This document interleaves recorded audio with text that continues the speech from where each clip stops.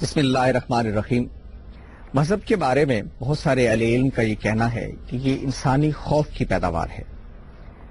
انسان جب کسی چیز سے ڈرتا ہے، جب کسی چیز کی کوئی توجیہ نہیں کر سکتا، تو پھر اس کو الوہیت کے مقام پر فائز کر دیتا اور اس کی عبادت کرنا شروع کر دیتا ہے۔ انسانی تاریخ کے اندر مظاہر فطرت کی پرستش کی جو داستان لکھی گئی ہے، سورج کو لوگوں نے دیوتا بنایا، چاند کی پرستش کی، آگ کی پرستش کی، یہ سب اس وجہ سے کہ جب وہ ان کی ہیبت کے آگے سرنگوں ہو گئے، ان کی اصلیت کو جان نہیں سکے، تو پھر انہوں نے ان کی عبادت شروع کر دی۔ اگر یہ بات صحیح ہے اور اس مقدمے کو سچ مان لیا جائے تو اس کا مطلب یہ ہے کہ جیسے جیسے انسانی فکر اور علم کا سفر آگے بڑھے گا، جیسے جیسے اس کی معلومات وسیع ہوتی چلی جائیں گی، جیسے جیسے وہ اس کائنات کو مسخر کرتا چلا جائے گا، ان لوگوں کے بارے میں، ان چیزوں کے بارے میں، ان اشیاء کے بارے میں، ان مظاہر فطرت کے بارے میں اس کی رائے بدلتی چلی جائے گی، اور یوں مذہب کی جگہ عقلیت، مذہب کی جگہ فکر لیتی چلی جائے گی۔ اس کا مطلب یہ ہوا کہ انسانی فکر کے اس سفر میں جبکہ ہر چیز کو ریشنلائز کر دیا گیا ہے، مذہب کو منیمائز ہو جانا چاہیے۔ انسانی فکر سے، انسانی تاریخ سے، انسانی تہذیب سے مذہب کا کردار کم سے کم ہوتے چلا جانا چاہیے، لیکن ہمارا مشاہدہ اس کی تائید نہیں کرتا۔ مذہب آج بھی دنیا میں ایک طاقتور قوت کے طور پر موجود ہے، تہذیبوں کی تشکیل میں اس کا ایک بڑا بنیادی کردار ہے، اور آج بھی مذہب کے پیراڈائم میں لوگ سوچتے ہیں۔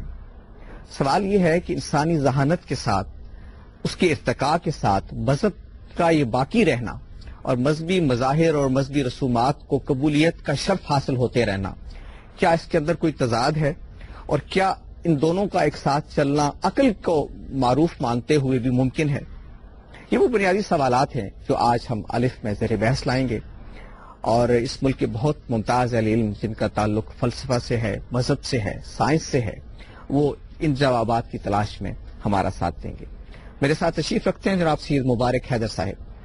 آپ ایک ممتاز صاحب علم ہیں، انگریزی ادب، فلسفہ، لٹریچر اور اس کے ساتھ ساتھ مذہب آپ کی دلچسپی کا بنیادی میدان ہے، اور آپ کئی کتابوں کے مصنف ہیں۔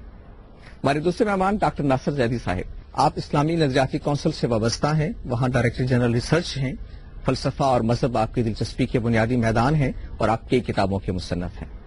ہمارے تیسرے مہمان جناب اسامہ صدیق، آپ Lahore university of management sciences میں پڑھاتے ہیں، قانون، فلسفہ، مذہب اور اس طرح کے مباحث آپ کی دلچسپی کے بنیادی میدان ہیں۔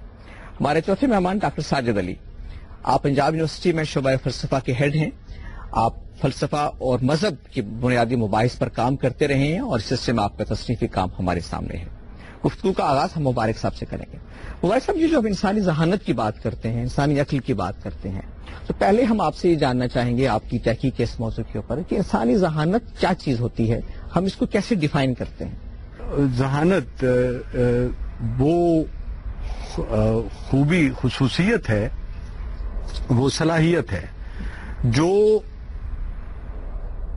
حقیقت کے درست ادراک اور درست تفہیم کے لیے استعمال ہم کرتے ہیں، اور جو اس وقت کے حقیقی وقت کے اندر ہمارے رسپانس کو درست سمت میں لے جاتی ہے، وہ ذہانت ہے۔ جسے انگلش میں ہم یہ کہیں گے کہ it is the ability to model and recognise reality correctly in real time. کہ یہ چیز جو ہے یہ انسان کے اندر جبلی طور پہ موجود ہے، یا استعداد سے وہ اس کو پیدا کرتا یا کم یا زیادہ کر سکتا ہے؟ جی، بڑا امپورٹنٹ سوال ہے کہ یہ کہا جاتا ہے کہ یہ وابی یا وہ جسے آپ کہتے ہیں اللہ کی طرف سے ہے، یا پہلے سے ودیتی بھی ہے اور اکتسابی بھی ہے۔ لیکن اس کے ودیتی کے معنی یہ ہے کہ جو بنی نوع انسان نے اپنے لاکھوں برس کے آموختہ میں جمع کیا، وہ ہم جینز کے ذریعے، کیونکہ جو پروسیس ہے مائنڈ کا، جو میں زیادہ تفصیل میں نہیں لیکن مختصراً کہنا ضروری ہے، وہ پروسیس ہے کہ فیکٹس تھرو 5 سینسز آتے ہیں، یا 5 سینسز کے جو انسٹرومنٹ سپورٹو ہیں ان کے ذریعے آتے ہیں۔ ان فیکٹس کو ہم اپنی پاسٹ میموری اور امیجنیشن کے ذریعے، جس کو ہم انٹیلیجنس جو ہے وہ دراصل یا ذہانت، وہ پاسٹ میموری اور امیجنیشن کا مجموعہ ہے۔ اس کے ذریعے ہم ڈیٹا کو اینالائز کر کے اور سنتھسائز کر لیتے ہیں. اور ڈوپامین ہمارا ایک کیمیکل ہے جو ہمارے برین میں کام کرتا ہے, جو گیپس کو فل کرتا ہے. کہ جب نیورونز ہمارے موو کرتے ہیں فرام فیکٹ ٹو فیکٹ, تو فیکٹس کے درمیان پائے جانے والے رشتے بظاہر نظر نہ آ رہے ہوں, لیکن ہم امیجن کر کے ان کو ملا لیتے ہیں اور ایک پکچر تیار کرتے ہیں, جو کہ جانور کے لیے وہ کانسیپٹ کی جو کیفیت ہمارے برین میں بنتی ہے وہ مینٹل پکچر جانور کے یہاں نہیں بنتی.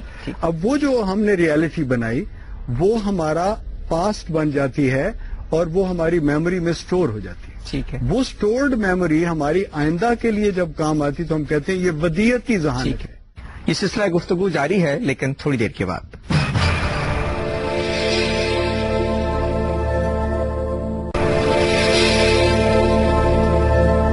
پروگرام میں ایک بار پھر خوش آمدید. یہ جو بات کہی ذہانت کی تعریف کے حوالے سے, تو اس سے یہ معلوم ہوتا ہے کہ یہ خالصتاً ایک انسانی ذہن کی اپلیکیشن ہے, اس کا عمل ہے.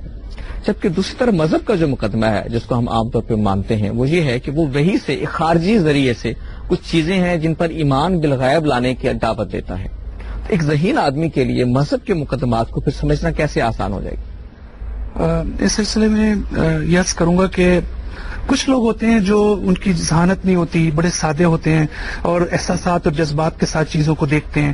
ان کی جو اپروچ ہے مذہب کے بارے میں, مذہب کی جو تعلیمات ہیں اس کے بارے میں, وہ ایک سطح پر وہ ایک حقیقت ہوتی ہیں.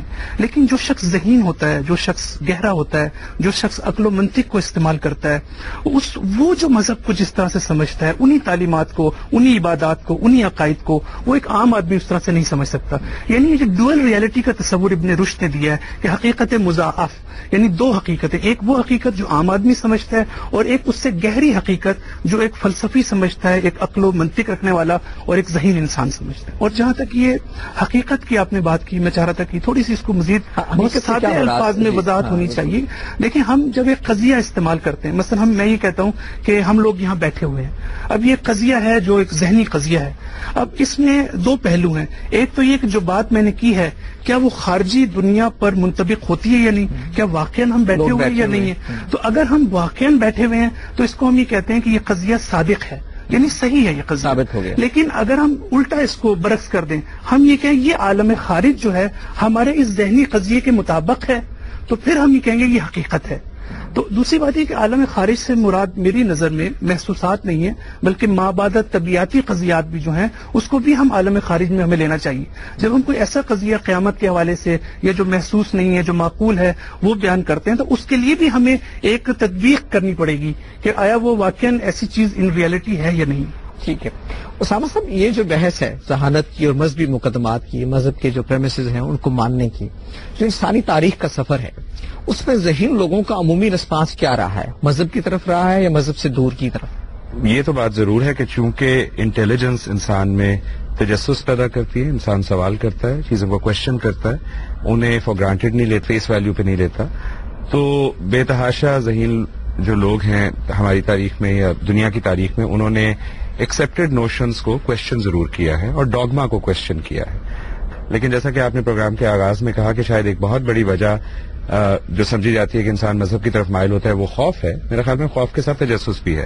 اب جب ہمارے پاس ہبل ٹیلیسکوپ ہے اور ہمیں millions and millions of galaxies کی تصویریں نظر آ رہی ہیں, میرے خیال میں خوف کا عنصر یا تجسس کا عنصر اور بھی بڑھ گیا ہے, چونکہ آپ کو اپنی وقت کا احساس ہو گیا ہے کہ آپ اس کائنات میں کچھ بھی نہیں. دوسرا کم از کم میرا مشاہدہ یہ ہے کہ جو سائنس سوال پوچھتی ہے وہ واٹ اینڈ ہاؤ کے سوال تو پوچھتی ہے, بٹ وائی کے سوال نہیں پوچھتی, نہ وہ کر سکتی ہے. کائنات بگ بینگ سے کائنات کیسے شروع ہوئی اس میں تو وہ ریسرچ کر رہے ہیں اور بہت سی تھیریز ہیں, لیکن کیوں شروع ہوئی, what was before this all, what caused it, what is the purpose of human life. Richard Dawkins ایک بایولوجسٹ ہیں آکسفورڈ یونیورسٹی میں, ان کی ایک بڑی کنٹروورشل کتاب ہے دا بلائنڈ واچ میکر, جس میں انہوں نے انسان کے ارتقاء کا مشاہدہ کیا, گاڈ ایلوژن بھی ہے ان کی, اور اس میں بنیادی طور پہ وہ یہ کہہ رہے ہیں کہ یہ جو مذہبی لوگوں